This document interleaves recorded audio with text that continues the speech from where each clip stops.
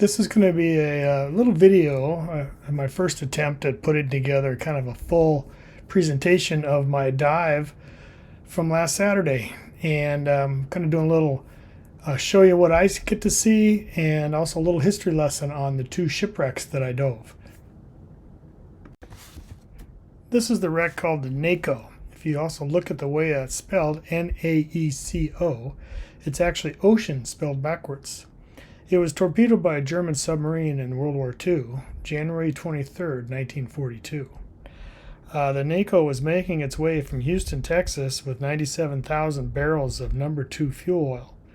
The tanker was traveling alone and unarmed towards its final destination of Seawarren, New Jersey. Early in the morning of March 23rd, the Naeco was 65 miles southeast of Cape Lookout. And unbeknownst to the captain and crew, it was already under attack. The U-124 had been off the North Carolina coast for only 10 days, but had already wreaked havoc by sinking a number of ships. The U-boat now had the Naeco in its periscope. The first torpedo missed and was a dud. Unaware, the tanker steamed onward at 3:15 in the morning. A second torpedo found its mark, hitting the Naeco on the starboard side near the midship house with catastrophic results. The explosion immediately ignited the fuel oil and engulfed the deck house and bridge and spread burning fuel over the water. All hands in the bridge area and forward were killed in the explosion or by the resulting flames. Chaos reigned, and it soon became apparent that the ship was doomed. It was abandoned at 4:45 in the morning. All the forward lifeboats were destroyed in the fire. The first lifeboat launched swamped as the tanker was still making headway when lifeboat hit the water. Finally, the No. 3 boat was successfully launched with 10 crew members. The tanker continued to burn and eventually broke in two. The bow sank first. The stern continued to float and burn until it sank around 8:30 in the morning. At the end, out of the crew of 38, only 14 survived the attack. What you're about to see is what I got to see while diving the Naeco. Alright, here's where we drop down the shot line, we call it. That's just a buoy up on top and one marking the spot there, and it's tied into the wreck. So that way we kind of know where to come back to, so we can come back to the float. This is the very beginning of our dive, and we're right here on the kind of the top deck.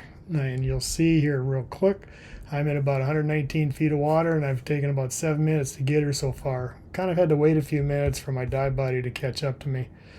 And you can see it goes much deeper. That's probably where we get to around that 140 feet. But we didn't really go there at first. We just wanted to kind of look around and spend some time exploring this, because the deeper we go, the shorter our dives get, or the longer our decompressions are. There's my new dive buddy, Aaron, from Virginia mountains in a rebreather. There's more to come. All right, here we are on the Naeco. Got all the way down to the bottom, right here on the deck of it. You can I think this thing sank about 80 years ago, so you can just imagine, look at all the growth on here. What you just saw there was like a queen angelfish, one of my favorite fish. And we're just going to be cruising here. We're on the stern section of the ship. The bow and the stern sank over a mile apart, so you can't get to the stern or the bow from the stern section. And I guess there's a middle section that was found years later. But this is the stern section. We're actually we're on the port side, I believe, heading towards the very stern where the break is. Actually, no, this would be the starboard side. And there's another dive buddy right up ahead there. He just shot a large African pompano fish, and he's reeling it in right now. So you'll get to see a close-up of that fish on the deck here towards the tail end of this dive. But we're just cruising along. Me and another guy I met on the boat. His name's Aaron. He's also in a rebreather, and so he is diving with me. What you see there in the background, right in the upper left-hand corner of the screen, is actually the engine. This is a steam-powered ship, and that's the actual pistons where the pistons were. So there's your illustrious lionfish, the invasive species. So we've got a lot of our divers were shooting those and trying to get them all taken out of the reef area. They're actually pretty good eating, but you got to be very careful because their spines are venomous. There's the guy who actually he captured a lionfish, and they put him in that tube so that way they don't get poked. The diver doesn't get poked, and it's relatively safe. Although he ended up getting poked on the second dive, and that tube fell on top of his shoulder and was trying to get in the boat, and the spine came through there and poked him in the shoulder, stung him the rest of the day, and he missed his third dive. This is showing a little bit of the crater. We're in about 100. I think the ship is all the way, the deepest part is around 140 some feet deep. We're probably cruising all around 120 feet right here towards the tail end of it. We're going to work our way around the stern of it and just see what we see. I'm actually probably looking at the bottom, looking for some lion or sand tiger teeth. That's a scamp grouper that you saw right there, the black grouper. I don't know what a lot of those other fish are. And let's see where we're at here. Just some various other fish. There's that scamp grouper again. So we're just kind of cruising around now. We're kind of at the split part of it, working our way across the deck, across the ship at the sand. I don't know what that piece is. There's a lot of pieces to the wreck I don't know yet or don't recognize. I'm learning more and more as I do more of this wreck diving stuff. But there's a large gag grouper in the background there. A couple of them, I believe. Just you can see a lot of the open debris in there. Great habitat for fish and wildlife.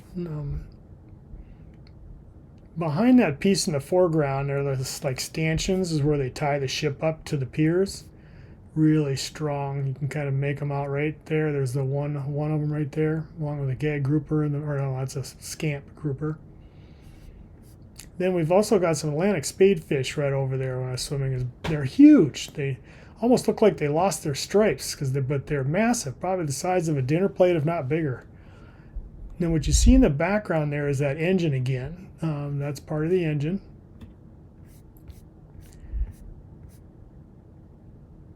I turned off the volume on the video because all you hear is the dive boat above us, idling above us. They just dropped us in the water and we followed a rope down. They did not anchor into the wreck, so it makes it a little easier on the captain and quicker. We just go down a small little anchor line and a buoy on top, and then that way it gives us a reference line to where we can come back to, and then he can pick us up. And I think we may see that on a little bit later in the video. So just cruising along. Now we're kind of running through on the port side, headed towards the stern. I kind of wish I thought about, I didn't know what section I was diving on at first until I did a little more research. But I knew I was diving on the stern. I'd go look at the props. That's the boiler right there you see, right there where they put the coal in. And they have water steaming through that. So the steam is what creates the propulsion. So it was a coal powered vessel, very large vessel at the time. And I believe it was, I don't really know the length of it. Okay. So just giving you a view of what I get to see down there. We're probably, again, around 120 feet of water right here. The blue is I've added a filter onto my camera to kind of help offset the greenish tint to it. That looks pretty close. It brings up some of the red that we lose the light spectrum that deep. I wish I knew what some of this stuff was. I could probably tell you, but I don't. So I'm just kind of letting the video play here, just kind of let you see what I see. I think I must be coming around to the end of it. Because it looks like more of a little more of a debris field. It was a massive explosion, so there's probably scrap all over the place from this wreck, from the torpedoing of this wreck. Some of the hard ledges, I think is what that is like the rock ledges that you see there. You'll actually see like a crater when that ship landed. Must have busted through some of that hard ledge and created more like a crater.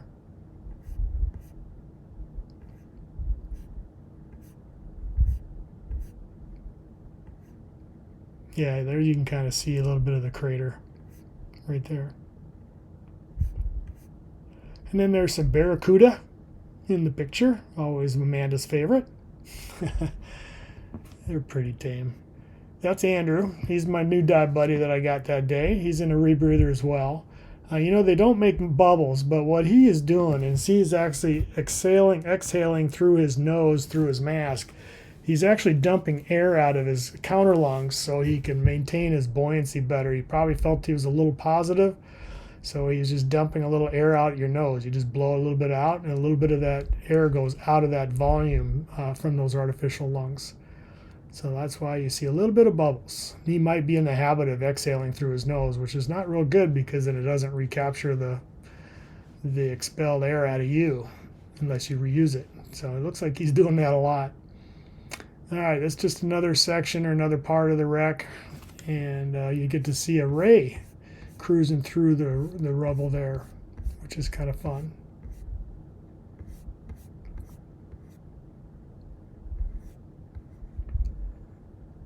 Kind of in the far background. Something must be catching my eye here because I'm headed towards something, trying to figure out what I see.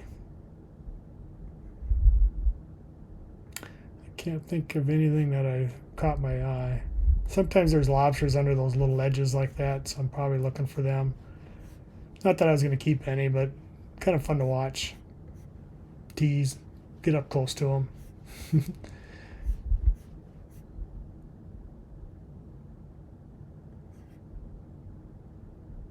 Again, just some large groupers. It seemed like there was a lot of large animals on this wreck because not a lot of divers go to this wreck for two reasons. One, it's pretty far. It's like over 50 miles offshore, and it's also deep. There's another barracuda, and what you'll find is a lot of divers at this depth, 130, 140 feet, a recreational diver could really only spend about 10 minutes on there before they go into deco. And if you're not trained on how to do deco dives, you shouldn't be going that deep.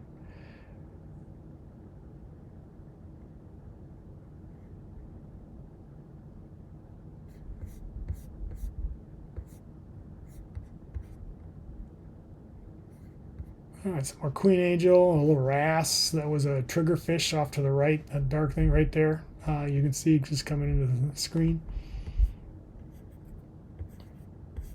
Just some big grouper.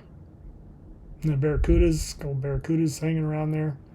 What you see right there is actually a sensor. Some scientific research going on there where there's a receiver that can actually listen for pings that are from tagged animals like sharks, turtles, whales that might have been tagged. If they swim by that, it'll ping it, or that receiver will capture that data as to what animal that was. So then about once a year, the scientists have to get that, and the aquarium actually does a lot of that, swapping out those receivers to collect that data. And now we're kind of coming up. Yeah, this is probably one of the neat things. I'm using a close-up lens, that's why it's a little blurry on the edges. I'm trying to see how close I can get to this. It's a spotted moray eel is what it is, and he kind of tucks in underneath me, kind of hide for a second. But since I'm in a rebreather and not making any noise, I decided to stay there to see if he'll come back out. And sure enough, it does. Spoiler alert. There he is. He's peeking up. He's like, come check me out. Now I'm using that close-up lens on my GoPro. I should have probably got a little closer to it, but I was a little nervous he'd come out at me. But I didn't want to totally infringe on his space. But that was kind of fun.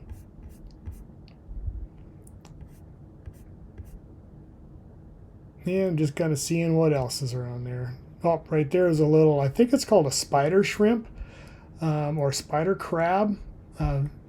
That's with the close-up lens. That's working really well. Yeah, I get it. Really neat little critter.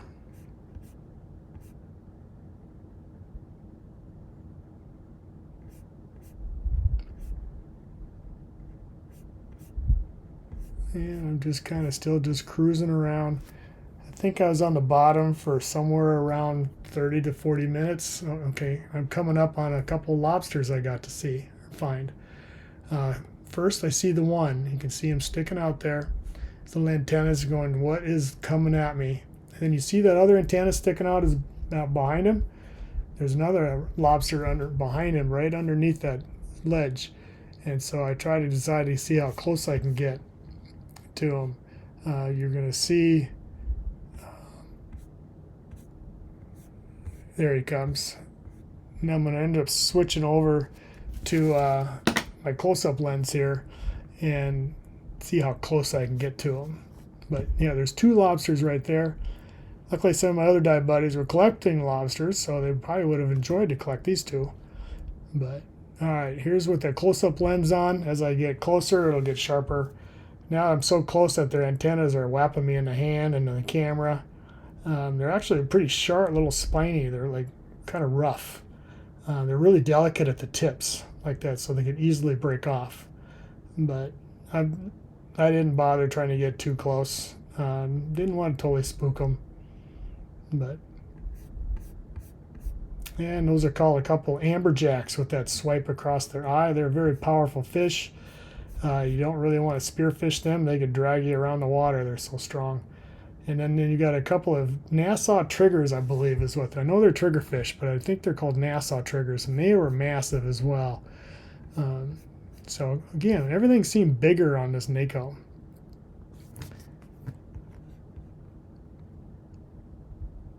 And I think that's getting close to my time for me to start heading up the anchor line. All right, there's that African pompano that guy shot. I think he's coming up here right here, and I'm about to drop in on my second dive.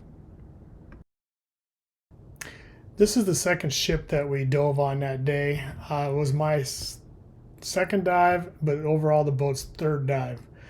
And it was called the W.E. Hutton, also known as the Papoose around here is what they thought it was, but they later determined that it was called the ship was actually the W.E. Hutton. It was a 435-foot tanker, and it was sunk in March 19th, 1942 by a German submarine. On the night of March 18th, 1942, the W.E. Hutton was traveling from Smith's Bluff, Texas, to Marcus Hook, Pennsylvania, fully laden with 65,000 barrels of No. 2 heating oil. Regardless of the U-boat threat in the area, the tanker transited unarmed and unescorted. Despite running lights out and the black curtains engaged as the tanker traveled north off the Cape Lookout area, the U-124 spotted it. In the early morning hours of March 19th, U-124 decided to fire from the surface, firing 2 torpedoes towards the tanker. One torpedo missed, but the second hit the starboard bow, and the blast caved in the bow, flooded the forepeak, and carried away both anchors. The Hutton immediately set a distress signal for the crew assembled on deck and lifeboats lowered. Hearing the emergency traffic, the U-124 fired another torpedo towards the stationary tanker.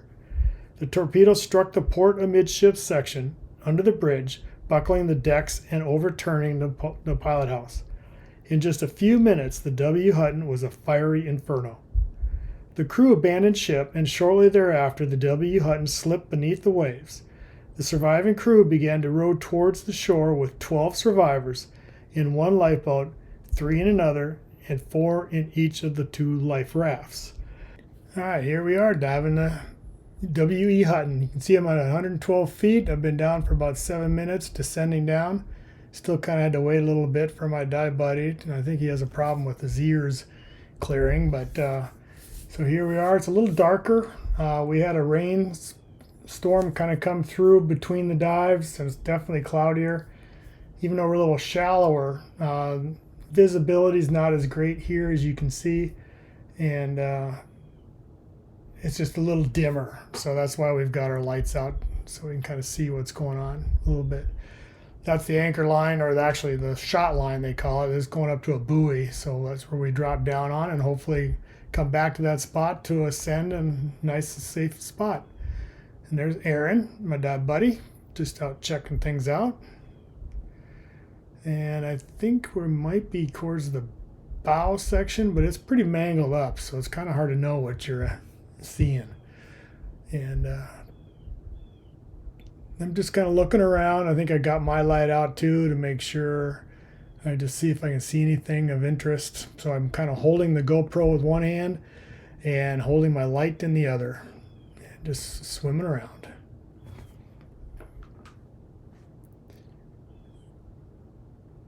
It's kind of neat seeing the light from the other divers swooping around.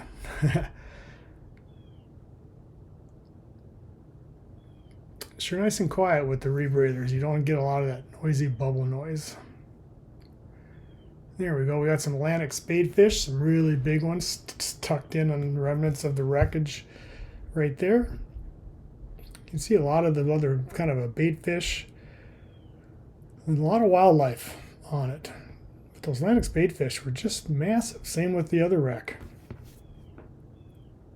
It's kind of fun swimming through this little school of baitfish, little finger, I'm not sure what they're called, but kind of gives you a neat perspective like what I got to see.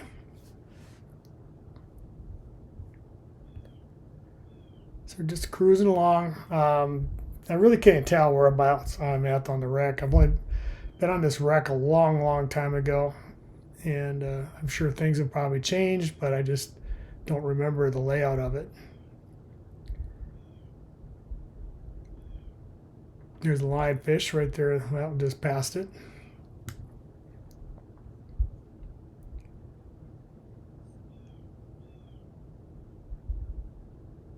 Just definitely can see some amazing growth that you get to see on this. We did not see any sharks on either one of these dives. However, one of the dive mates, or the dive mate, actually saw a hammerhead on this wreck, but I never did get to see it. But I find myself, I don't look up all that often. It's kind of awkward to look up, and so it's definitely more comfortable looking forward and definitely looking down. Especially since I was recording, I just didn't look up. Here's kind of a neat little moray eel, spotted moray eel again I found towards the beginning. And so I just kind of stayed there, kind of hoping that Aaron would come back to me and see it also. But this little critter was not afraid of me whatsoever. I ended up getting pretty close to it, so it was kind of neat to see it just bobbing up and down the surface. This was definitely a shorter dive. And I think this was kind of the neatest part. I did flip over to the close-up lens and I got really close to him. And that's probably about it for the dive, but I just want to end with that little guy saying goodbye. Let's talk to you later.